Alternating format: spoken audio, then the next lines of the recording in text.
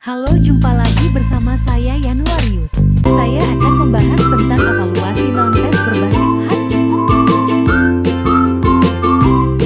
Sudah. Shalom, selamat siang. Perkenalkan nama saya Yanuarius Suara dengan NIM 243001 kelas A Prodi PJKR.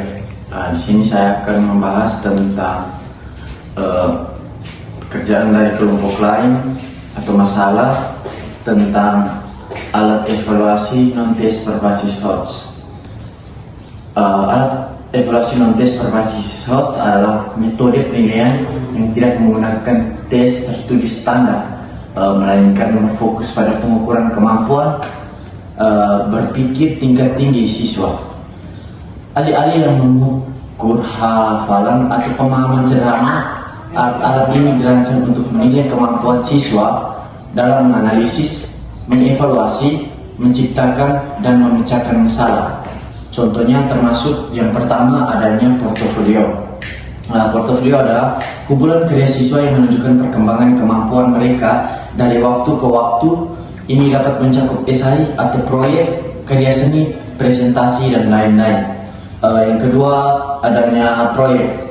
Proyek adalah tugas yang menantang siswa untuk menerapkan pengetahuan dan keterampilan mereka untuk menyelesaikan masalah dunia nyata atau menciptakan sesuatu yang baru.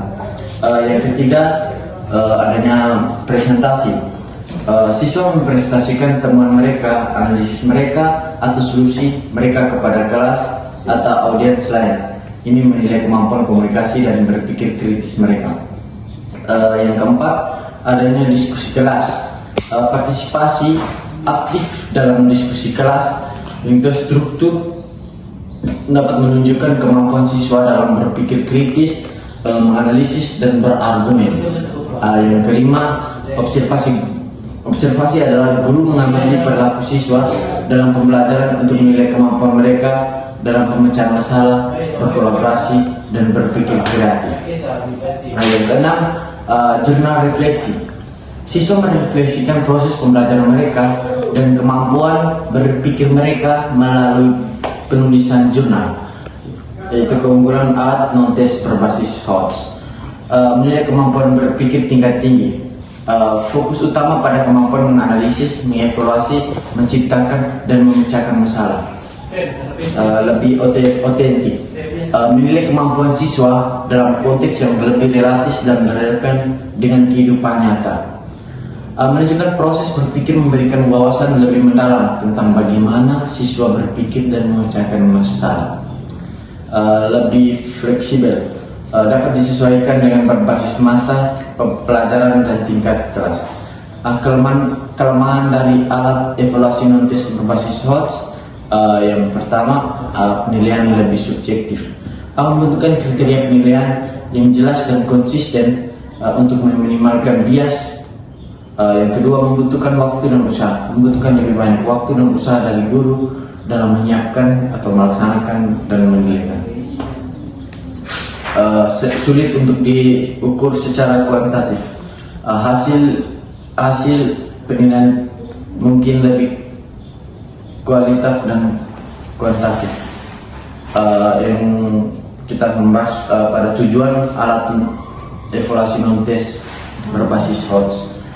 Alat evaluasi non-tes berbasis HOTS bertujuan untuk mengukur kemampuan berpikir tingkat tinggi siswa melampaui pemahaman dan hafalan sederhana. Tujuan utamanya adalah menilai kemampuan siswa dalam menganalisis informasi, mengevaluasi argumen, membangun solusi kreatif, dan memecahkan masalah kompleks. Pembahasan lengkapnya mencakup beberapa aspek. Tujuan utama dari alat evaluasi ini adalah untuk menilai kemampuan kognitif siswa yang lebih kompleks daripada sekedar mengingat fakta. Ini mencakup kemampuan untuk menganalisis, memecah informasi kompleks menjadi bagian-bagian yang lebih kecil untuk memahami hubungan bagian tersebut. Mengevaluasi, menilai informasi dari argumen berdasarkan bukti dan kriteria relevan. Ini termasuk membandingkan dan membedakan berbagai perspektif. Membangun suatu yang baru dan orisinal seperti solusi untuk masalah desain atau karya seni. Memecahkan masalah, mengidentifikasi, menganalisis, dan menyelesaikan masalah kompleks dalam menggunakan berbagai strategi dan keterampilan berpikir. Berpikir kritis, mengevaluasi informasi secara objektif, mengidentifikasi bias, dan membentuk kesimpulan yang didukung bukti. Berpikir kreatif, menghasilkan ide-ide orisinil dan inovatif serta di luar kotak.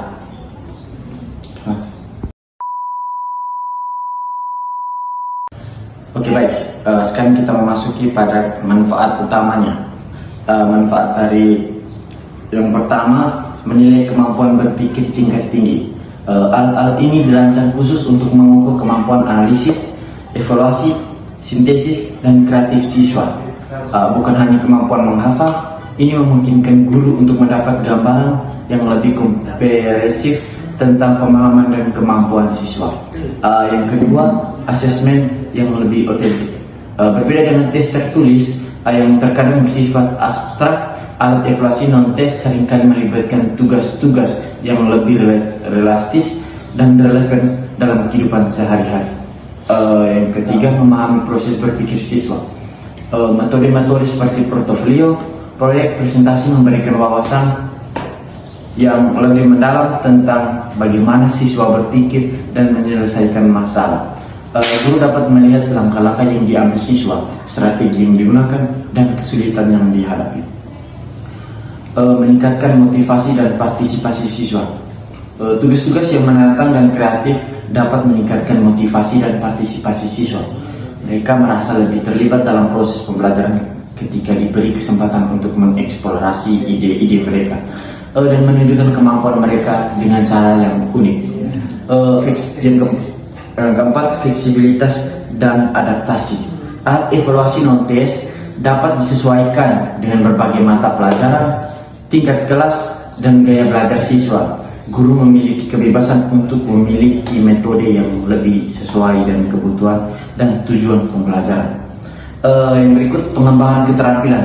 Alat-alat ini membantu mengembangkan keterampilan penting seperti kolaborasi, komunikasi, pemecahan masalah, dan berpikir kritis yang sangat dibutuhkan di dunia kerja masa kini. Yang berikut, kita masuki unsur-unsur alat evaluasi non-tes berbasis HOTS bergantung pada jenis alat yang digunakan, namun beberapa unsur kunci selalu ada. Berikut beberapa unsur penting yang biasanya terdapat dalam evaluasi non-tes berbasis HOTS. Yang pertama, tujuan pembelajaran yang jelas. Ini penting sekali. Alat evaluasi harus selaras dengan tujuan pembelajaran yang ingin dicapai. Tujuan tersebut harus mencerminkan kemampuan berpikir tingkat tinggi seperti analisis, evaluasi, sintesis, dan kreativitas. Tujuan harus spesifik, terukur, dapat dicapai, relevan, dan dibatasi waktu atau SMART. Yang kedua, kriteria penilaian terdefinisi dengan baik. Jadi kriteria penilaian harus jelas dan spesifik, sehingga guru dapat menilai. Penilaian harus jelas dan spesifik, sehingga guru dapat menilai pekerjaan siswa secara objektif dan konsisten. Kriteria ini harus mencerminkan aspek-aspek kemampuan HOTS yang diukur, skala-skala penilaian, misalnya rubrik, atau perlu dikembangkan untuk memberikan gambaran yang jelas tentang pencapaian siswa. Yang ketiga, tugas atau aktivitas yang menantang. Tugas atau aktivitas yang diberikan harus dirancang untuk mendorong siswa berpikir kritis dan kreatif.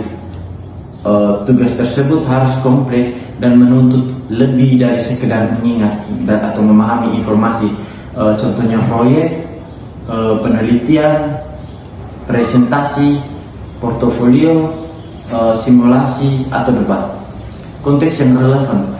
Tugas atau aktivitas relevan dengan kehidupan nyata siswa dan konteks pembelajaran ini akan meningkatkan motivasi dan keterlibatan siswa dalam proses penilaian. Yang kelima, kesempatan untuk menunjukkan proses berpikir.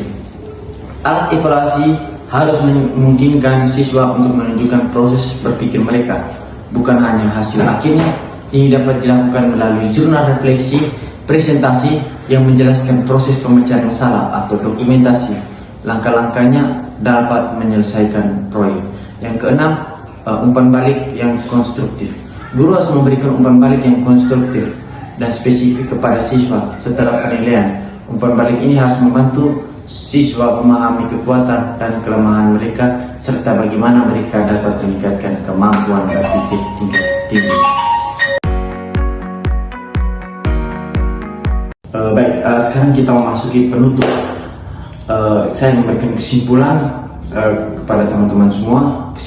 Kesimpulannya mengenai alat evaluasi non-test berbasis HOTS merupakan pendekatan yang efektif untuk menilai kemampuan berpikir tingkat tinggi siswa, meskipun membutuhkan perencanaan atau pelaksanaan yang cermat untuk memastikan validitas penilaian. Kesimpulannya, tujuan alat evaluasi non-test berbasis HOTS adalah memberikan penilaian yang holistik dan mendalam tentang kemampuan berpikir tingkat tinggi siswa. Meskipun ada beberapa keterbatasan, manfaatnya dalam mengembangkan kemampuan berpikir kritis dan kreatif siswa sangat signifikan. Secara keseluruhan, alat evaluasi non-test berbasis HOTS menawarkan pendekatan yang lebih holistik dan mendalam dalam menilai kemampuan siswa.